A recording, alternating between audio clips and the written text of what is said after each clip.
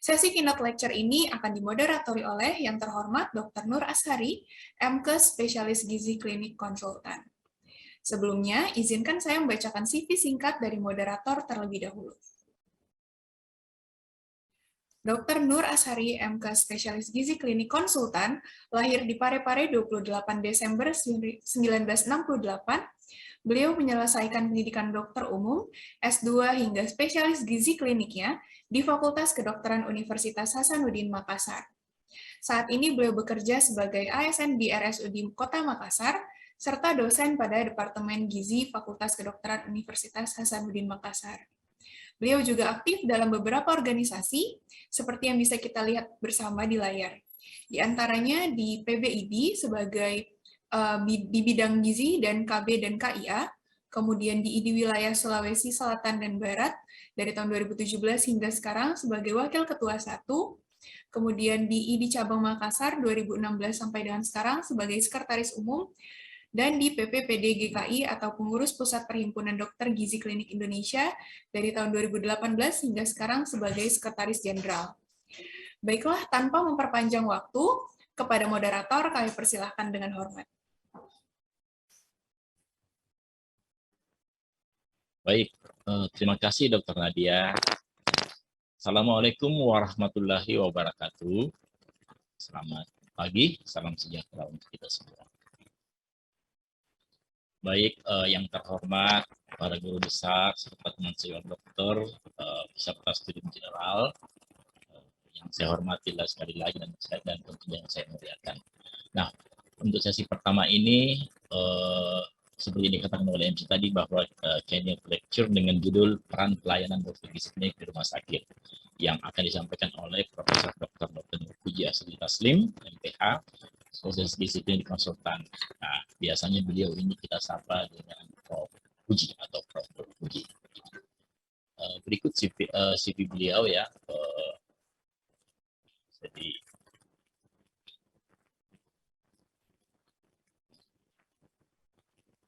ini adalah CV beliau.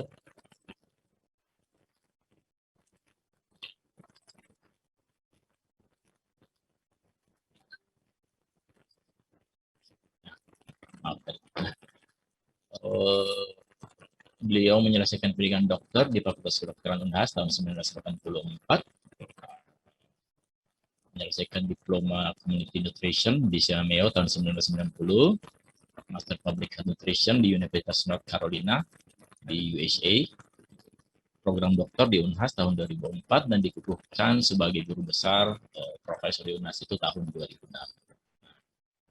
Beliau saat ini sebagai Ketua Umum Perhimpunan Pengurus Pusat Perhimpunan Dokter Gizi Klinik Indonesia, juga sebagai Ketua SMF di Rumah Sakit Wahidin Sudiroso dan Rumah Sakit Unhas. Beliau juga aktif sebagai Ketua Pusat dan Pengembangan Traditional Medicine ya, Sulawesi Selatan, Ketua Penelitian dan Riset di Senat Akademik Unhas, dan juga sebagai anggota Dewan Nasional Ketahanan Pangan Kementerian Pertanian Indonesia. Banyak penghargaan yang telah beliau dapatkan, baik dari tingkat gubernur, universitas, maupun ada juga dari presiden. Nah, beberapa di antaranya adalah sebagai dosen berprestasi, peneliti terbaik Nutri 2004, ya, perempuan terinspiratif, ya, sebagai dengan kategori penemu dan peneliti, the most inspiring woman ya dari IWAPI juga. Wah, banyak ya penghargaan buat Prof ini yang rata-rata adalah inovasi ya. Saya kira itu CV singkat beliau. Nah, sejawat sekalian, kita harapkan pemaparan beliau dapat semakin mencerahkan ya, tentang peran terapi gizi dalam pelayanan kedokteran secara paripurna. Ketika kita berbicara tentang terapi gizi, maka kita sudah punya profesi dokter spesialistik yang oleh negara diakui dan diberi tanggung jawab untuk itu. Ya, apa buktinya? Diterbitkannya STR, surat tanda registrasi. Itu adalah pengakuan dari negara dan diberi tanggung jawab untuk melakukan profesi sebagai dokter spesialis gizi klinik. Itu dalam hal ini secara spesifik adalah bagaimana sebagai leader dalam terapi gizi. Barangkali itu yang paling penting poin. Nah, mengapa dan untuk apa terapi gizi yang seharusnya ada dalam setiap pelayanan kedokteran? Bagaimana peran seorang dokter SPGK? Apa benefit sih terapi gizi bagi pasien, bagi dokter, bagi vaskes atau rumah sakit, termasuk juga bagi asuransi, dan tentunya secara umum apa keuntungan bagi kesehatan masyarakat. Nah, itu mungkin akan dijawab dari pemaparan Prof. Puji. Baiklah, mari kita ikuti bersama pemaparan oleh Prof. Puji. Izin Prof, waktunya 20 menit dan kita lanjutkan yang diskusi 20 menit. Untuk waktu dan tempat, saya silahkan Prof. Saya minta izin untuk share screen. Ya, siap Prof.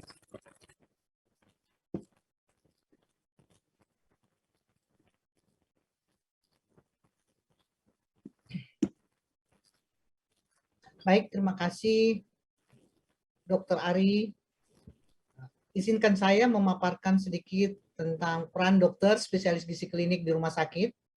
Ya, jadi peranan dokter gizi klinik di rumah sakit ini itu berdasarkan kebijakan rumah sakit yang ada terhadap pelayanan gizi, di mana ini diatur melalui Undang-Undang Nomor 23 tentang Kesehatan, Undang-Undang Nomor 8 tentang Perlindungan Konsumen, Undang-Undang Nomor 29 tentang Praktek Kedokteran, Keputusan Menteri Kesehatan RI Nomor 374 tentang Standar Profesi Gizi, Peraturan Menteri Kesehatan Nomor 1045 tentang Pedoman Organisasi Rumah Sakit di lingkungan Departemen Kesehatan, dan Surat Keputusan Dirjen Bina Pelayanan Medik ya tentang pembentukan tim terapi gizi.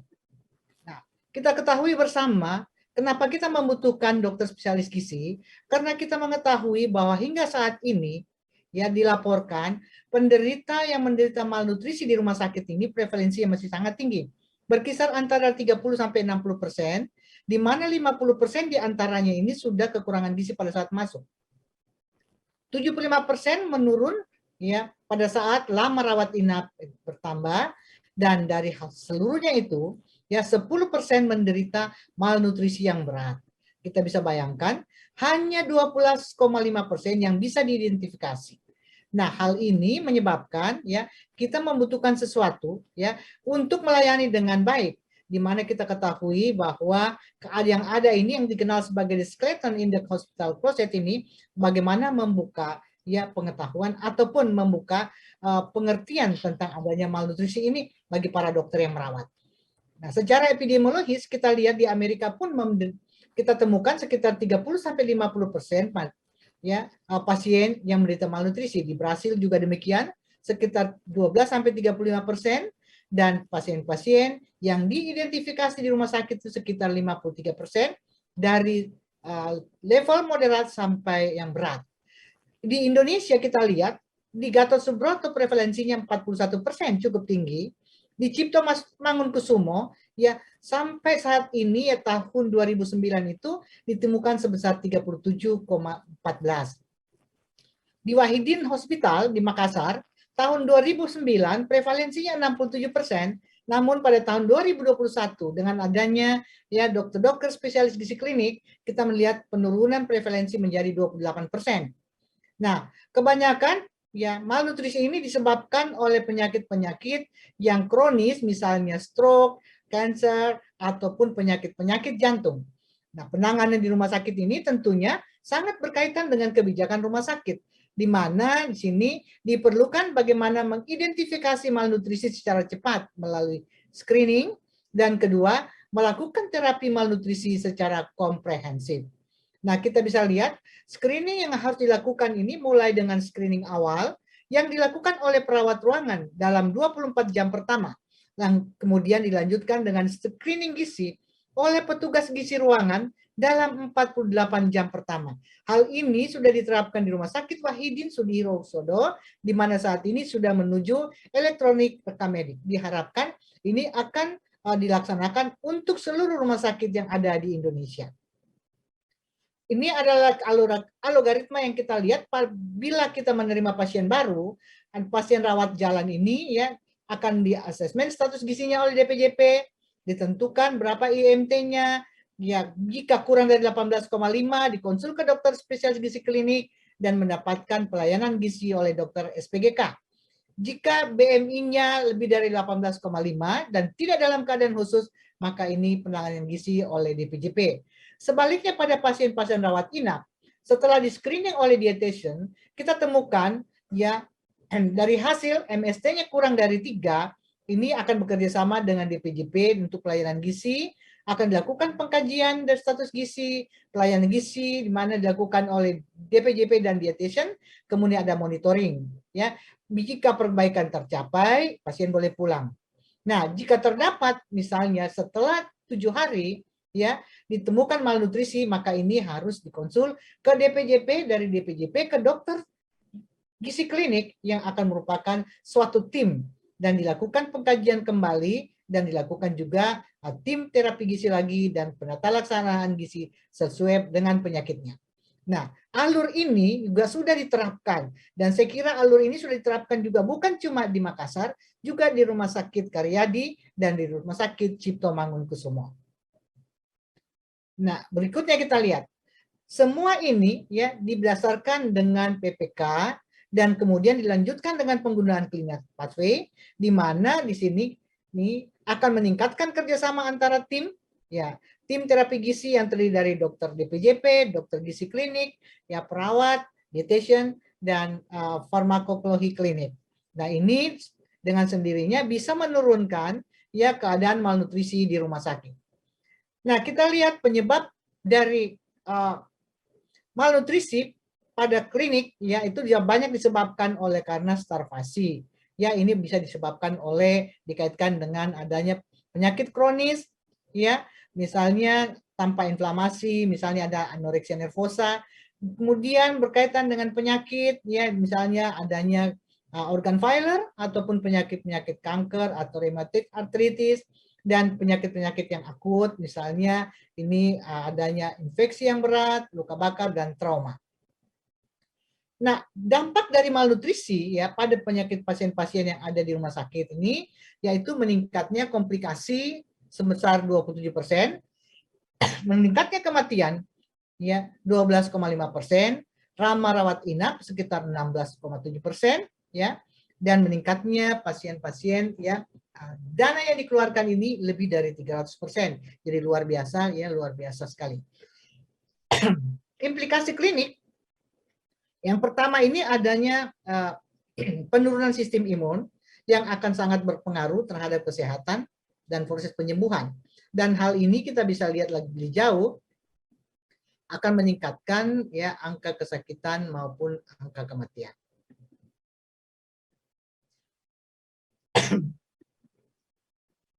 Jadi saat ini kita ketahui bahwa terapi nutrisi ini sudah sangat-sangat baik ya karena disupport dengan berbagai jenis ya makanan yang sudah ada baik berupa enteral maupun parentral yang sudah tersedia. Yang kita ketahui di sini bila ya tidak ada perubahan yang terjadi maka kemungkinan besar ini ya akan meningkatkan malnutrisi di rumah sakit dan meningkatkan komplikasi. Dan semuanya ini akhirnya kita ketahui bagaimana peranan dokter spesialis gizi klinik untuk melakukan ya terapi yang tepat sesuai yang dibutuhkan. Dalam hal ini ya berdasarkan ya kebutuhan dari organ-organ yang ada dan berdasarkan patofisiologi dari penyakit yang dikaitkan dengan metabolisme zat gizi dan organ. Jadi kita bisa lihat yang pertama dilakukan dengan melakukan deteksi dini dengan melakukan screening, kemudian kita lakukan hospital nutrition service pathway dan kemudian kita melihat di sini adanya pemberian nutritional support dengan melakukan intervensi berdasarkan clinical pathway. Jadi setiap rumah sakit sudah mempunyai clinical pathway yang kita gunakan untuk melakukan tata laksana gizi. Jadi langkah pertama dalam hal ini adalah melakukan screening dan melakukan assessment untuk menentukan terapi gizi yang tepat. Nah ini ternyata didukung dengan salah satu jurnal di mana ditemukan malnutrisi di rumah sakit di Asia ini berkaitan dengan outcome klinik berupa angka kematian, ya, lama rawat inap, ya, dan kemudian di sini bahwa ditentukan juga bahwa prevalensi dari malnutrisi itu sudah sekitar lebih dari 40%. Jadi kita bisa lihat di sini pasien-pasien yang masuk ini pada saat itu sudah berisiko terhadap malnutrisi. Dan di sini kita akan mempunyai 3 jenis, ya, malnutrisi. Yang pertama, disease related malnutrition. Ini dengan adanya inflamasi, misalnya adanya acute injury, ataupun kronik dengan adanya penyakit-penyakit kronik dengan inflamasi, misalnya pada cancer. Kemudian yang kedua, sini disease related malnutrisi tanpa inflamasi, dan yang ketiga malnutrisi atau undernutrisi tanpa adanya penyakit. Dalam hal ini sangat dipengaruhi oleh masalah sosial ekonomi dan masalah kelaparan. Nah, salah satu jurnal yang diterbitkan dari ESPEN di sini dikatakan bahwa malnutrisi pada saat masuk ini meningkatkan, ya, berkaitan dengan lama rawat inap pada pasien-pasien yang dirawat di rumah sakit. Nah, hasilnya itu dari penelitian tersebut dikatakan bahwa dari 417 pasien ini berdasarkan SGA malnutrisi sudah 62,1%. Kemudian ditemukan bahwa rata-rata rawat inapnya itu sebanyak 13,8 sampai 20 hari. Iya. Kemudian disebutkan juga di situ bahwa pasien-pasien dengan malnutrisi lebih lama dirawat di rumah sakit, ya, sekitar 17 sampai 23 hari. Jadi dapat dikatakan bahwa pasien-pasien yang masuk ini, ya, jika keadaannya sudah malnutrisi ataupun berisiko terhadap malnutrisi, maka kemungkinan besar akan menderita, ya, hal-hal yang sudah disebutkan tadi di atas, ya, dampaknya terhadap length of stay dan lama rawat inap. Di Indonesia dari buku PRGS tahun 2003 ini sudah ada pelayanan gizi dalam buku. Namun dalam hal ini terapinya belum seperti yang diharapkan, dan insya Allah akan terbit buku PGRS yang baru yang sudah memasukkan bagaimana pelayanan gizi klinik yang kita harapkan di rumah sakit, yang akan melibatkan dokter spesialis gizi klinik, ya, yang sudah ada aturannya dari Peraturan Menteri pada tahun 2021. Jadi di sini sudah akan ada pedoman pelayanan gizi klinik melalui tim terapi gizi sebagai penyempurnaan. Keputusan Dirjen Bina Pelayanan Medik di sini yang menganjurkan untuk pembentukan tim terapi gizi di rumah sakit, di mana di sini dokter spesialis gizi klinik atau dokter yang berkompetensi gizi klinik ini akan berkolaborasi dengan dokter spesialis atau DPJP, dengan dietitian dan perawat yang dalam bidang yang terkait dengan pelayanan gizi klinik. Dan kita ketahui kegiatannya mulai dari screening, diagnosis status gizi metabolik dan saluran cerna, kemudian melakukan terapi gizi. Pada kasus-kasus yang sulit dilakukan joint meeting, ya, dengan subkomite, kemudian dilakukan monitoring dan evaluasi. Dan manfaatnya ini kita sudah bisa lihat bagi pasien, dapat mempercepat penyembuhan dan menurunkan biaya perawatan dan meningkatkan pengetahuan tentang diet yang benar. Bagi rumah sakit sendiri akan meningkatkan pelayanan, mengurangi length of stay, meningkatkan turnover patient, ya, dan kemudian mengurangi sampah makanan dan meningkatkan kunjungan poligizi. Bagi anggota tim dapat meningkatkan pengetahuan antara tim melalui transfer ilmu, melalui demikian pula terapi gizi yang lebih integral dengan pengobatan dan tindakan dari disiplin ilmu yang lain. Jadi manfaat lebih banyak dengan keterlibatan dokter spesialis gizi klinik. Dan beberapa fakta berdasarkan terapi nutrisi yang ada di rumah sakit, di mana dari 12 randomized clinical trial dari sekitar 600 pasien, ternyata bisa menurunkan angka kematian sebesar 23%. Kemudian juga di sini dari 17 RCT, di sini menurunkan komplikasi sebesar 48%, dan juga mengenai komplikasi, menurunkan komplikasi sebesar 46%. Jadi meningkatnya outcome ini berkaitan dengan pemberian nutrisi yang adekuat dan peningkatan berat badan dari pasien. Dengan JKN sendiri, kebijakan Yankes dalam hal ini, yaitu yang berfokus pada efektivitas pelayanan ataupun pembiayaan dan kualitas pelayanan dan transparansi untuk diagnosis malnutrisi dan peranan nutrisi dalam hal ini. Ini memberikan efek luaran klinis yang luar biasa yang kita bisa lihat, yang sudah diakui ya dari hasil-hasil laporan dari Pak Barker, Somansi, dan Tan Penden. Nah, di sini kita lihat, ini juga berkaitan dengan meningkatnya derajat keparahan dalam penyakit dalam ataupun dalam case mix, dan ini meningkatkan pembiayaan dari rumah sakit. Nah, dengan adanya peranan nutrisi tadi, ya, dan dokter-dokter spesialis gizi klinik bisa mempercepat penyembuhan pasien, dan tentunya dengan sendirinya pembiayaan yang dikeluarkan oleh rumah sakit akan menurun. Dan untuk itu, perlunya memperhatikan nutrisi secara multidisiplin sebagai strategi untuk mempercepat penyembuhan pasien. Dan kita bisa lihat di sini, malnutrisi pada pasien yang dirawat di rumah sakit ini, dari hasil penelitian di Rumah Sakit Dr. Wahidin Sudirohusodo, ditemukan ya pada tahun 2014, pasien ya yang tanpa terapi gizi dengan pasien yang terapi gizi ini berbeda sekitar 6 hari. Dan kemudian pasien yang dirawat tanpa malnutrisi ini bedanya hanya 3 hari. Dan kemudian kita lihat demikian pula dengan sistem imunitasnya, kita tahu pada hari ke-7 ditemukan sebesar kenaikan dari untuk pasien yang mendapatkan intervensi sebesar 55,2%, dan pada hari ke-14 naik lagi menjadi 58%, dan pada hari ke-20 perawatan sudah naik sebesar 76,9%. Dan kita bisa lihat tahun 2021 ini laporan terakhir, ya rata-rata lama rawat inap pasien Rumah Sakit Wahidin Sudirohusodo berdasarkan status malnutrisi ini dari 14 hari ya turun menjadi, ya kita bandingkan dengan non malnutrisi ini ya sebanyak 6 hari. Jadi kita bisa lihat di sini ya sudah menjadi penurunan yang tadinya 20 hari bisa menurun akibat adanya intervensi. Dan dalam hal ini kerjasama dengan dokter spesialis gizi dalam pelayanan rumah sakit ini sangat diuntungkan bagi rumah sakit. Nah, kalau kita lihat ini malnutrisi banyak disebabkan oleh akibat asupan yang tidak cukup, peningkatan kebutuhan akibat sakit, dan meningkatkan komplikasi. Dan tentunya prevalensi yang sangat tinggi ini ditemukan ya setidaknya ada sepertiga yang masuk ke rumah sakit, dan 2/3 ini akan semakin menurun tanpa adanya intervensi gizi. Jadi sepertiga yang tidak malnutrisi ini akan berisiko terjadinya malnutrisi tanpa adanya intervensi nutrisi yang ada di rumah sakit, dan hal ini tidak terkenali dengan baik. Ya, dampak malnutrisi pada pelayanan kesehatan berpengaruh pada pembiayaan dan sistem, karena malnutrisi dapat meningkatkan lama rawat inap 6 hari lebih lama dibandingkan yang tidak, dan ini meningkatkan pembiayaan sebesar 1.633 USD dolar.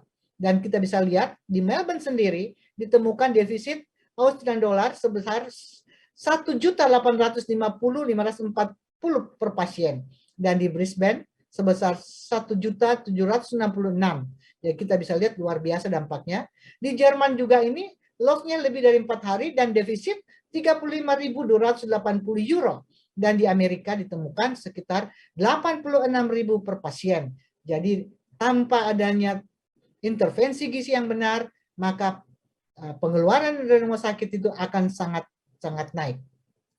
Nah, akibat malnutrisi ini ya tetapi tidak pernah dicantumkan sebagai malnutrisi, dan mulai sekarang sebaiknya kita mulai aware terhadap adanya malnutrisi yang akan meningkatkan seluruh pembiayaan baik bagi keluarga.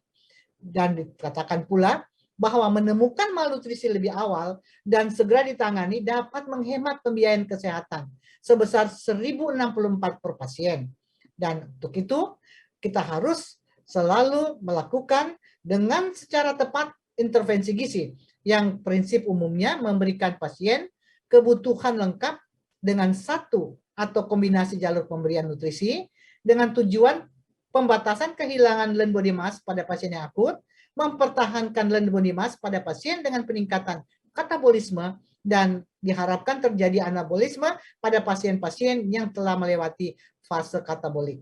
Dan untuk itu implementasinya selalu berdasarkan kondisi pasien, waktu memulai makan dalam 24 sampai 48 jam pertama, dan pemberian jalur nutrisi bisa secara oral nutrition support, ataupun bisa melalui enteral ataupun parenteral nutrisi. Jadi intervensi yang bisa dilakukan di sini ya mulai dengan melakukan pemeriksaan berisiko atau tidak, ada inflamasi atau tidak, dan kemudian kita melakukan terapi nutrisi. Tujuan nutrisi dalam hal ini mengembalikan lean body mass dan lemak tubuh dan melakukan monitor ketat, kemudian mempertahankan lean body mass, dan kemudian memberikan nutrisi yang spesifik, dan yang prioritas adalah dukungan fungsi sistem organ vital dan memodulasi akibat dari inflamasi dengan memberikan nutrisi spesifik. Sebagai simpulan, ya, malnutrisi sering ditemukan di rumah sakit dengan prevalensi 20-50%. Kemudian malnutrisi akan meningkatkan keparahan dari SDGs dan meningkatkan pembayaran ke rumah sakit. Manajemen nutrisi pada malnutrisi membutuhkan, ya, dapat menurunkan biaya yang dikeluarkan oleh rumah sakit. Dan kita lihat juga ini juga disebabkan juga penyebabnya, apakah itu kelaparan, apakah akibat penyakit akut atau penyakit kronis, dan diperlukan monitoring terhadap intervensi dilakukan serta evaluasi, dan kemudian merekomendasikan pendekatan untuk manajemen nutrisi secara interdisiplin. Jadi pada akhir katanya, ya, saya menutup bahwa a strong nutrition support team must work together to demonstrate its value in cost-cutting healthcare economy. Jadi kerjasama yang kuat antara anggota tim, ya, ini sangat bermanfaat untuk menurunkan pembiayaan yang ada di rumah sakit. Terima kasih atas kesempatannya. Saya kembalikan ke moderator.